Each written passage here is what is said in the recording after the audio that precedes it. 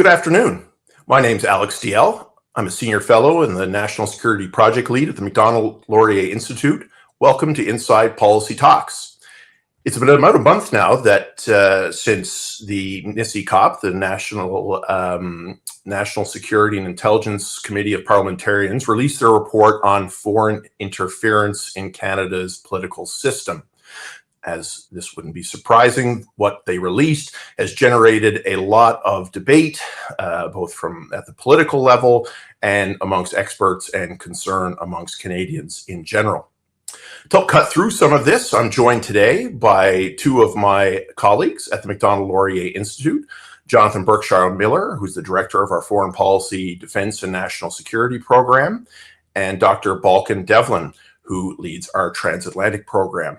They're going to help take us through some of what this means in terms of the foreign actors, what they're after, how they do it, and how our allies are responding, and ultimately what Canada should do to continue to deal with the immediate issue that that's been revealed to us by the report, but also over the longer term, given that this isn't the last time we're going to see these challenges. So both of you, welcome to Inside Policy Talks.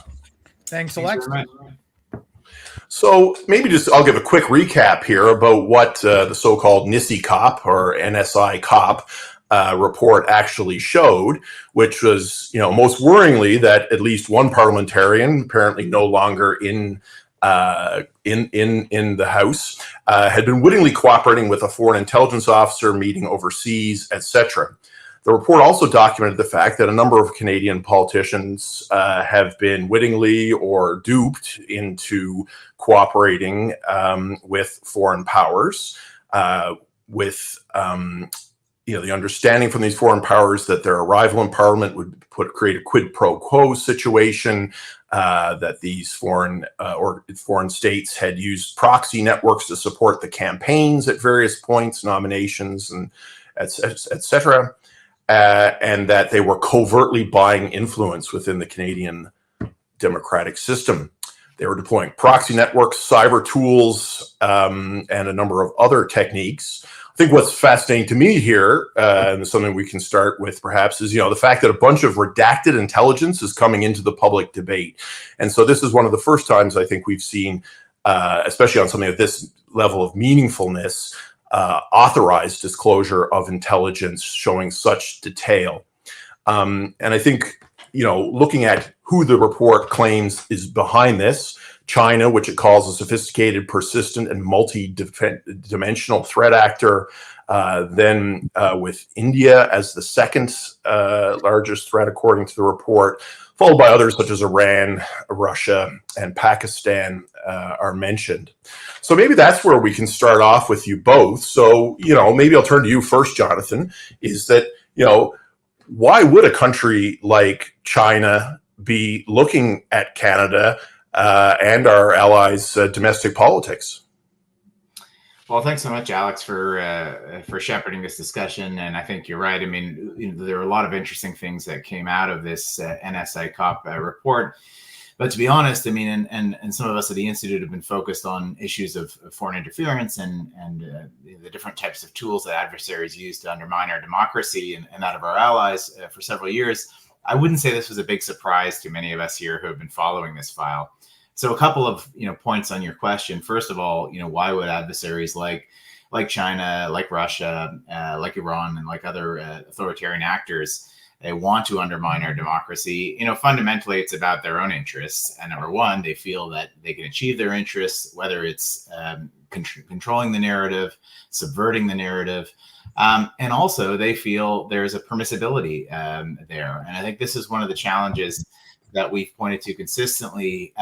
For example, the lack of a foreign agent registry, which is now being addressed finally in the new legislation, as something our institute has been promoting for several years, or whether it's stiffer penalties under the criminal code. Canada has really had a sort of a black box and a weak spot when it comes to not necessarily detecting foreign interference, but absolutely in deterring these activities. So if you're an adversary and simply you find that this is in your interest to be able to conduct this interference, and you feel there's very little thresholds or obstacles to do so, you will do so.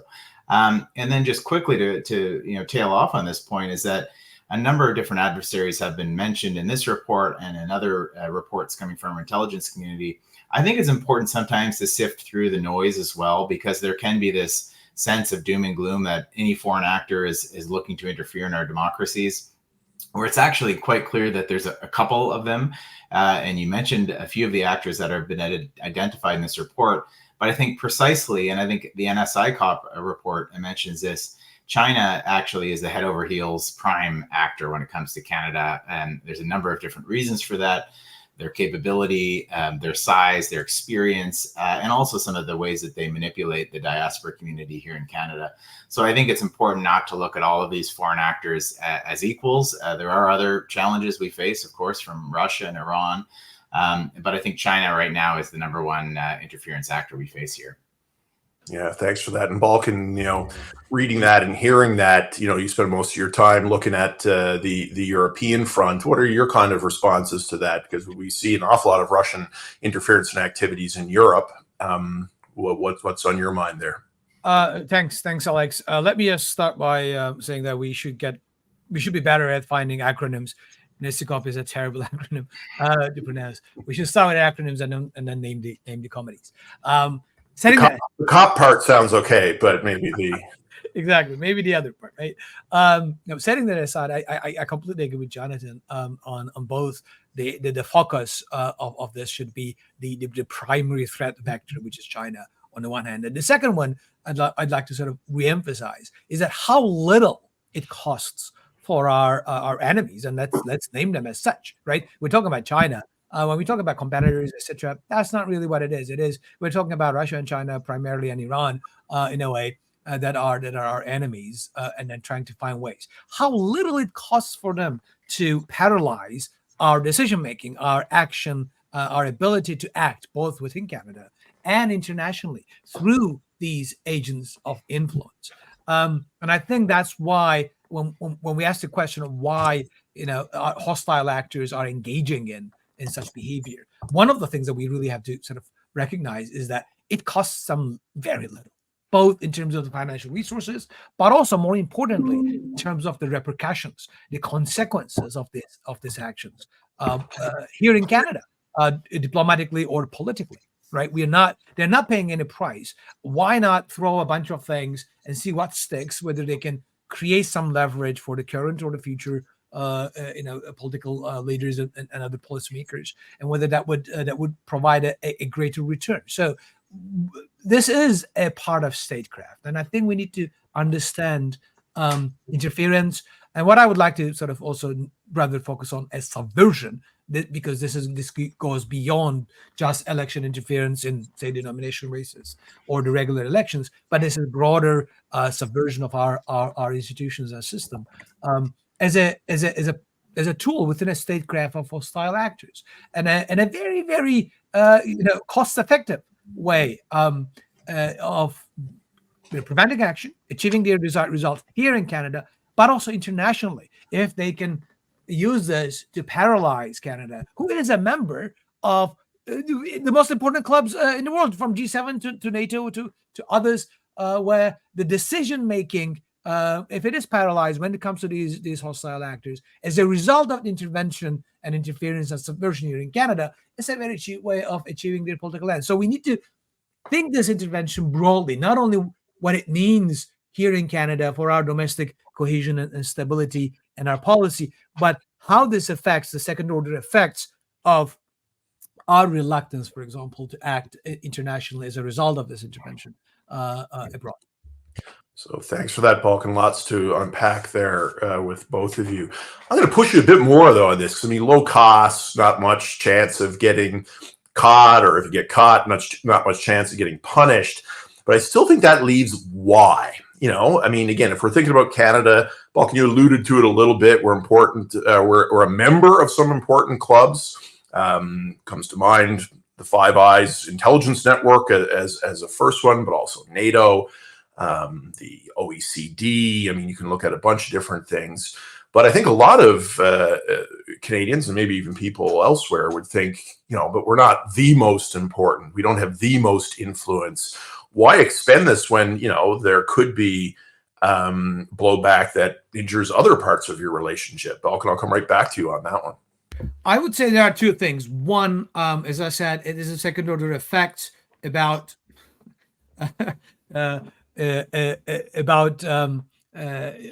Canada's ability to slow down, paralyze decision making in these issues, and serve as a weak link, as a way to influence other politics. But the second component is, of course, the Canada specific goals that these governments could pursue.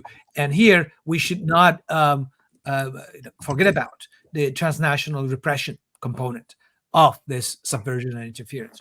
These hostile actors, China particularly, do see the Chinese diaspora, both mainland and Hong Kong diaspora here in Canada, as their natural sort of. They make a claim on people of Chinese descent, and believe that they have a right to dictate how they would be or need to be acting as a part of this greater sort of understanding of their international influence. So there is a diaspora component, a transnational repression component, emanating from the very fact that countries like PRC do not, you might be a Canadian citizen. If you're of Chinese descent, they might completely ignore that and assume that you need to act according to what Beijing wants. So there is a transnational repression component, which is not unique to Canada, right? PRC is doing this across the world. So in that sense, we're just one other, target place where they have secret police stations, where they believe that the Chinese diaspora should act as Beijing tells them to do, because that's how the thing's supposed to be. So there is the international component, things to achieve with our relationship with the United States, with our other Five Eyes allies, with NATO, but the parallels, the parallelisms it might bring, or reluctance it might bring when it comes to international action. The very tightly integrated nature of our security, intelligence, and infrastructure systems, particularly with the Americans, on the one hand. So the second order effects related with others, but also domestically, the claims that these governments are making on our citizens for their purposes is the reason why they're engaging in. And it doesn't cost them much, so why not, right? They just, as you said, MSS is what larger than the Chinese Minister of State Security, for example, is larger than their foreign ministry, right? So resources is not a problem. This is not even pennies for them, and it has a disproportionate effect and can have the potential to have disproportionate effect. So why not do it? Hey, just to quickly add on that point, if I can, Alex. I mean, I think Balkan's very much right that a lot of our adversaries, in particular the Chinese, because of the diaspora issue, see this very much as a national security issue. I mean, they see, yes, we call it foreign interference. They would just say, well, this is something we do for our own national security. I think the other important contextual point here is sometimes we have we're guilty of our own lapses of memory, short-term or medium-term. And actually, if you think of how the Canadian government, and we're not the only ones guilty of this, a lot of our allies were guilty as well. We actually, in the initial days, worked very closely with the Chinese Communist Party and many of the public security agencies when they started coming out with, for example, the anti-corruption campaign, Operation Fox Hunt and Skynet. Now, of course, if you Google those terms, everyone is horrified and realizing that this is an apparatus of Chinese, intelligence and foreign interference. But in the initial stages, when this was coming out, people were like, well, maybe, China does have legitimate concerns here about quote unquote economic fugitives or those who are committed of crime, doing crimes in China. We have finally realizing and luckily realized that this is actually an attempt to subvert our democracy and the rights of many permanent residents or Canadian citizens of Chinese origin. So I think there's that important contextual point that this is something that has taken us a little bit of time to realize how harmful this can be to our own security interests. Mhm.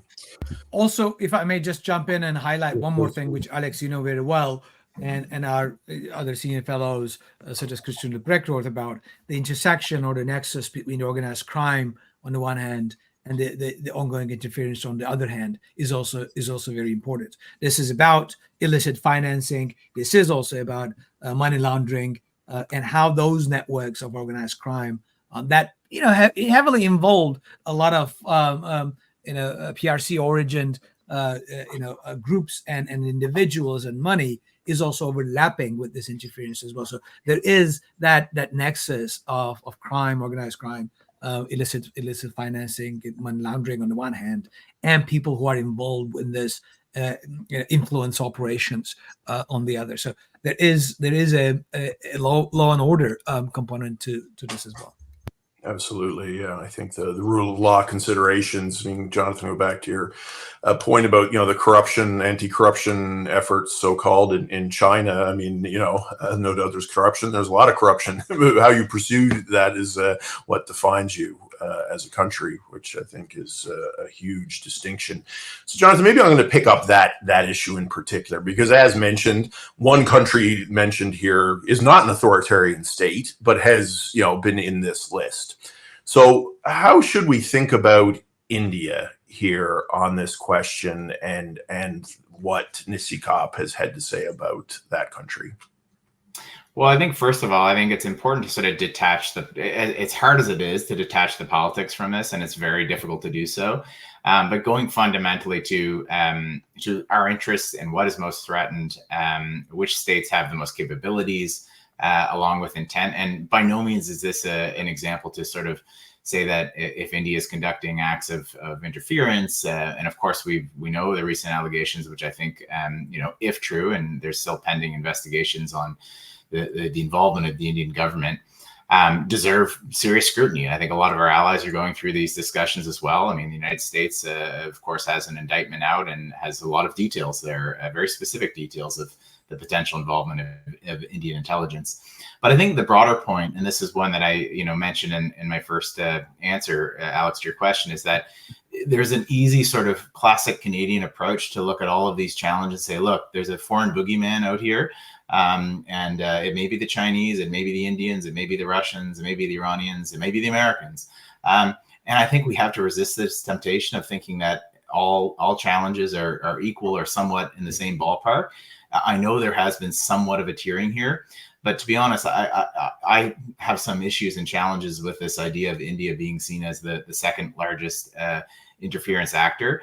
How do you define that? Are we defining the amount of hours that intelligence officials are spending on cases, or are actually thinking about the ways that states are trying to destabilize our democracy and that of our allies overseas? And I would argue, Russia, while we may not have the level of activity that many of our allies have, is clearly a much larger threat to our interests and that of our allies.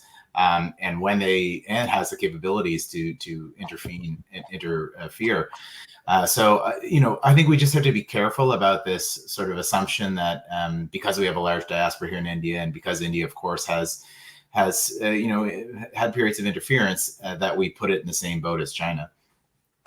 I think you've spoken to some. There's always fluidity in this, and I believe Russia had been identified in 2019 as one of the bigger interferers, and now that's changed. And that's maybe something to speak about here. Is we don't want a tunnel vision here. I mean, the focus here is very much on elected officials. It's on elections. But foreign interference is something that goes on all the time in various ways, and need not even solely target the political class.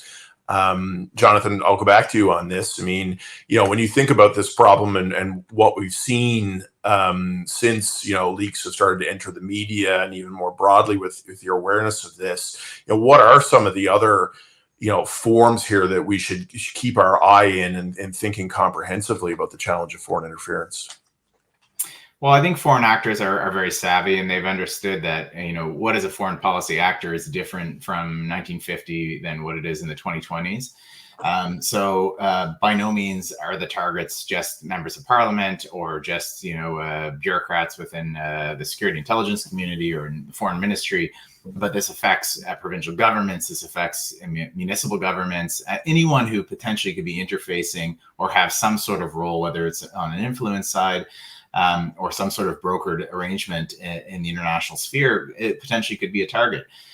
Research institutions, universities, private sector. I think we have to calibrate ourselves here in the sense that we have to cast a bigger net. I think that's probably one of the reasons that as we roll out this new legislation, that there needs to be a lot of information sharing actually with a lot of partners. And one of the most significant proposed changes in the new bill C-70 is to allow, for example, CSIS, our intelligence agency, to have those engagements and discussions if there is something, for example, to warn about potential foreign interference threats with not just members of parliament, but also civil society actors that may be targeted and have no idea that they are being targeted. So I think that a short answer of this is that I think that the net is bigger, but I think we also have to be careful not to say that everyone's a target and everyone is targeting us. I think we have to realize that there are certain targets that are more in the interest of these foreign actors, and I think it's not that hard for us to compile a list of that and then proactively reach out to those actors to ensure that they have the best resilience possible. Balkan, I'll give you a shot at that one as well. A couple things to add to what Jonathan said. I completely agree with him on broadening the net. We also need to broaden what we understand from interference. That's why I prefer the word subversion, because it does go from agents of influence or recruitment of those, which is basically a very gray area, right? This is not, unless you see brown envelopes being passed around in underground, parking garages. It does not necessarily constitute a criminal case, but it does. It could and it does do a much more damage, and this is true for elite capture and broadly shaping the discourse within the country. And it can range from that to sabotage and assassinations and harassment and death threats that we see, for example, that Russians are doing in Europe a lot more.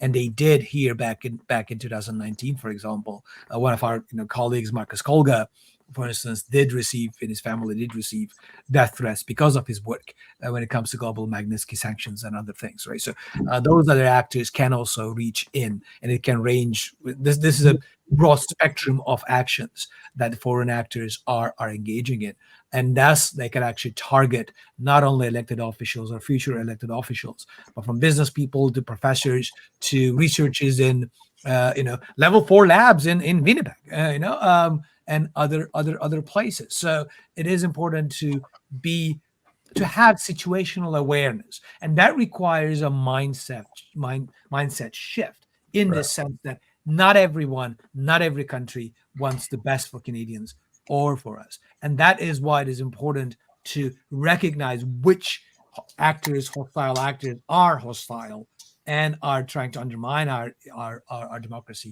our institutions, our interests, such as Russia and China, compared to troublesome partners that we might have a disagreement with, and but on the broad scale of things, we might not necessarily disagree with. That's why it's important to both broaden what we are considering it, but also narrowing it down to focus on who are the actual problems here, and that is the big actors such as Russia, China, Iran, that are trying and actively hostile against Canada and Canadians, and we need to stop seeing them just as another country trying to do whatever the international environment requires, but actively hostile actors undermining our system. Well, I think one of the upshots, Balkan, of what you're saying is dealing with, when you know who the challenges are, then you also know who you can work with to solve those. So maybe we can focus a little bit on that question. Clearly this is a domestic challenge in some sense. We've referred to Bill C-70 that's going through Parliament now that would, create much more bandwidth for the government to actually use intelligence to be to remove people from positions that have been compromised, to punish forms of subversion. Another very important word here is sabotage, that's covered there. So various forms of interference, either with people or things, such as critical infrastructure. But in particular, I don't know if anyone's big enough to deal with this on their own. If you look at our partners who've dealt with foreign interference one way or another, I mean, it's the UK, it's France, it's Germany, and not least the United States of America. Who should we be working with here, particularly on the China challenge? Let's focus on that first, because who are those that can help us with the intelligence, but also maybe even more importantly, give us some insight on the legal and social institutions that we need to strengthen ourselves? Well, I can go first on that. I mean, first of all, I'd say we have to look ourselves in the mirror as well. I mean, I think there's a lot of helping that we need to do for ourselves, institutionally, infrastructure-wise. That might lead into a whole other discussion. I mean, we have a promised national security strategy that it's great that the promise is out there, but we haven't been a serious national security country for a long time. And one should certainly be out, I would interject, when we need a national security strategy before the next election to really put this in front of Canadians and give a focal point. And I mean, I would even argue that, this should almost be designed from the start to involve, across Parliament. Certainly needs to be the institutions, but I think we do need to get that, in the NSICOP spirit, all the parties involved. Sorry, but I've interrupted. Jump back. No, that's a really good point, and maybe a good second podcast for us to start talking about some of the infrastructure that's necessary. But I think that's one road that we have to go down. At the same time, though, I think there's a lot of foreign partners, of course, that are grappling with this challenge. Of course, we do have good contacts and discussions with them. Having this sort of more muscular, more realistic infrastructure will make us more serious in those groupings. The Five Eye, of course, has really been seized with this. I mean, there's been a huge shift, I think, within the Five Eye in the past 10 to 15 years in particular. Not saying that they're not paying attention, of course, to challenges of counterterrorism. And we've recently saw from the FBI director, for example, that the terrorism blinker is at its highest level in years. So it's still a valid challenge. But really, that organization and that sort of, intelligence alignment, it really has been focused on great power competition, in particular China, Russia obviously being another factor as well. So that's been happening within the Five Eye construct. But I would say we have to be a little bit more creative, because the China threat is much larger than just what's happening to the Anglo countries. Our European partners, and maybe Balkan can talk a bit about this too, but they are facing many of these same challenges: threats to their business, threats to their politicians, elite capture, interference in transnational repression amongst their diaspora communities. So this is not something that is unique. Economic coercion and arbitrary detention. I mean, the list goes on. So this is something we have to look beyond just the Five Eye net and many of other like-minded democratic partners. And my last point on this is, of course, look towards Asia. If you're looking who has the greatest insights on Chinese interference activities and intelligence operations, look towards the Taiwanese, number one. And I think we are seeing this behind the scenes. And I think it's great that we're seeing a much more open and collaborative relationship with Taiwan on security issues. I mean, we may not talk about it much, and there's reasons that we don't, but I think that cooperation is going and should be, ramped up. Japan and Korea as well, I think, as our two key Northeast Asian allies who have very strong insights on China as well. So this doesn't necessitate that we create a big behemoth of 38 eyes, but I think that we should be working much closer with these partners that really have the closest insights on China. Yeah. And I would say that, like, I completely agree, particularly on the Asia side of things, and that we can learn quite a bit on societal resilience, and sort of what ways in which we can shed light on these nefarious actors and their proxies in Canada, because a lot of it, despite the legal changes and so on and so forth, a lot of the actions that will undermine our institutions and democracy will not necessarily be prosecutable in a court of law, and it will be very hard to do so. Therefore, it became much more important to use sunlight in a way as a way to shed light on who is willing to work with and advocate for these actors, and countries like Taiwan, Australia, and others, and Japan can teach a lot in terms of the tactics that are being used in other places, particularly with regards to China. I think it will be useful to talk with our European allies. Intelligence officers have been outed as working for Chinese interests in Germany, for example. This is a group that we sort of definitely need to talk to. Our Baltic and the Central European allies. Czechia is an example. Lithuania is another example, etc. So we can actually both trade notes in terms of we can contribute to what we see here as Chinese influence attempts, and can learn from them as well of what tools they're using in their tools. So I think a lot more conversations beyond our sort of very narrow focus on election interference will be useful.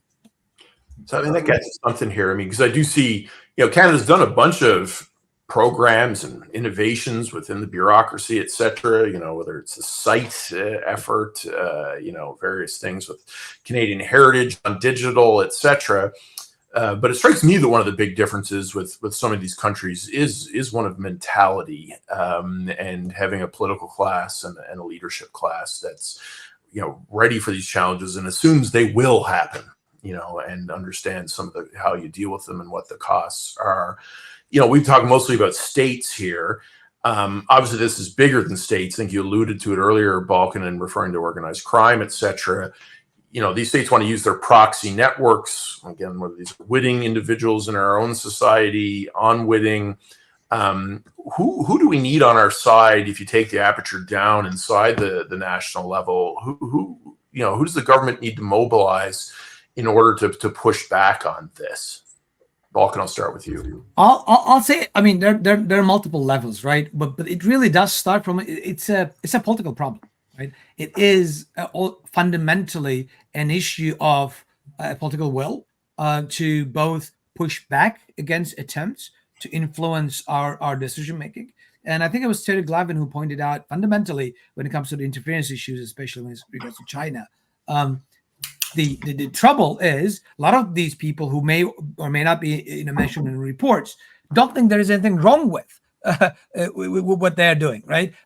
That is a reflection of our political incentives, our electoral system, first past the post, the importance of voter mobilization, political party structures, how the nominations work. So I think there's a lot of work that needs to be done within our political party and political class mechanisms, recognizing that how we can align the incentives as such that so that you're not catering towards foreign interests is a way to get electoral gain, because this particular riding, those foreign interests can mobilize this specific group and get you elected, right?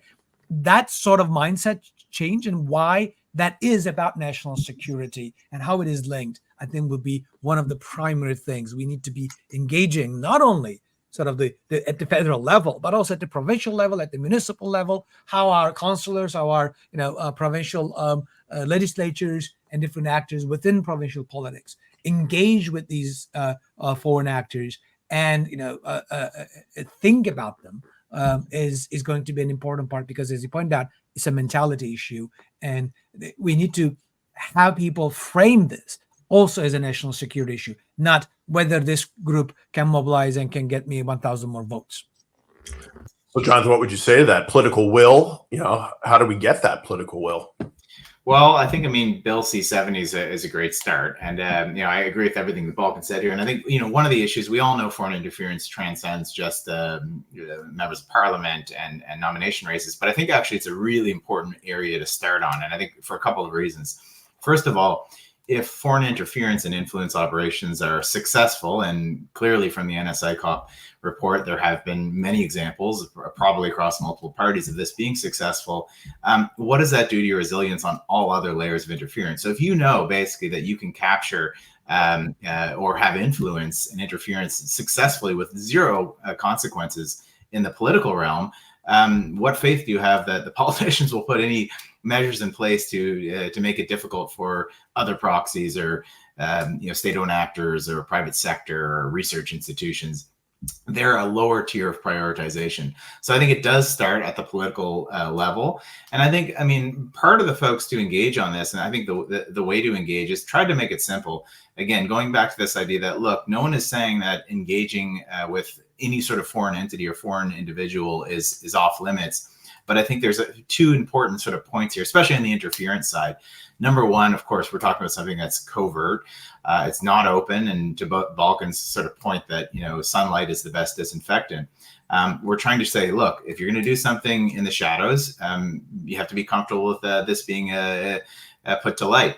And the second one, and I would put this is very important, and you know, I do push back on sometime, I think, which is a Canadian sort of insistence to be all friends to all people, is that there are certain actors that are pushing against our interests more than others. So there has to be something here about malicious to Canadian interests and that of our allies. And I think that's inherent in a lot of foreign interference you know, activities and legislations and some of our allies, including that which the UK has in place, is that, look, we don't have to put a list here and say, you know, only only you know, China or Russia, Iran and North Korea count for foreign interference. Clearly, I understand that, you know, other actors can interfere too, but there is a smell test there. And the fact that these are some of the actors who are acting, you know, with the greatest magnitude, with the most capabilities, covertly, and against the interests of us and our allies. So I think we have to realize, you know, that we can't, you know, be doing whack-a-mole on 400 or 500 cases when there's probably 10 or 15